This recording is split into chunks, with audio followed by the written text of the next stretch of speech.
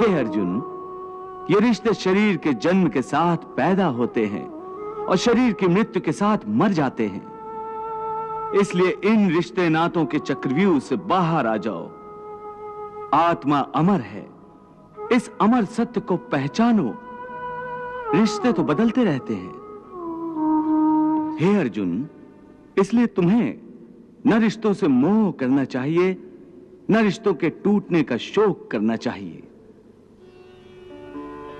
यही सांख्य योग का ज्ञान है कि मनुष्य को एक सन्यासी की भांति सोचना चाहिए कि ये सब रिश्ते नाते मोह को उत्पन्न करते हैं और मोह इन रिश्तों को इतनी जोर से पकड़ लेता है जैसे एक लोभी पुरुष नदी में डूबते हुए भी धन की गठरी को नहीं छोड़ता।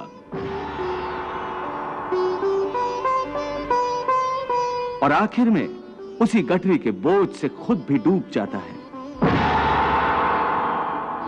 इसलिए अपने मन को सन्यासी बनाओ और इस मोह के बंधनों को छोड़ो और इस बात पर ध्यान दो कि इस समय तुम्हारा कर्तव्य क्या है, तुम्हारा धर्म क्या है, और उसी के अनुसार कर्म करो। हे केशव, एक तरफ तुम सन्यास की बात करते हो, सन्यासी की भांति सब नाते रिश्तों के बंधन को तोड़ने को कह रहे हो, और दूसरी ओर मुझे कर्म करने को कह रहे हो। ये दोनों बातें विरोधी हैं। तुम जानते हो कि मनुष्य जब कोई कर्म करता है तो उस कर्म का कोई कारण होता है, कोई प्रेरक होता है जिसकी प्रेरणा से मनुष्य कर्म करता है। कोई भावना तो होती है जिस भावना की पूर्ति के लिए मनुष्य अच्छा बुरा कोई भी कर्म करता है। अर्थात कर्म की जड़ में एक भावना होती है और भावना की जड़ में कोई ना कोई रिश्ता होता है, क्योंकि किसी न किसी रिश्ते की जड़ से ही तो भावना पैदा होती है।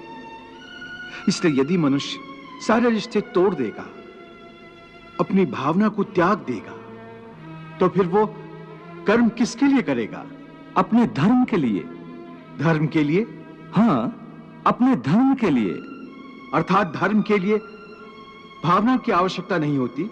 नहीं, धर्म के लिए भावना की नहीं, बल्कि अपने कर्तव्य के ज्ञान की आवश्यकता है।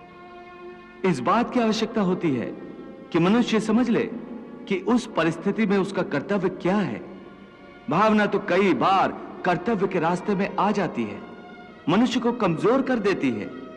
जैसे इस समय तुम्हारी भावनाओं के कारण तुम्हारे मन में जो मोह उत्पन्न हो गया है, वो तुम्हें कर्तव्य के रास्ते से भटका रहा है। इसलिए शास्त्र कहता है कि कर्तव्य भावना से ऊंचा है। अभी तुमने बड़े ज्ञानियों जैसे तर्क किए कि कर्म के लिए कोई प्रेरणा होनी चाहिए और प्रेरणा के लिए कोई भावना आवश्यक है। ये सारे तर्क मोह जनित हैं। रिश्ते नातों के मोह ने तुम्हारी बुद्धि को धूमिल कर दिया है, इसलिए तुम्हें सत्य दिखाई नहीं दे रहा।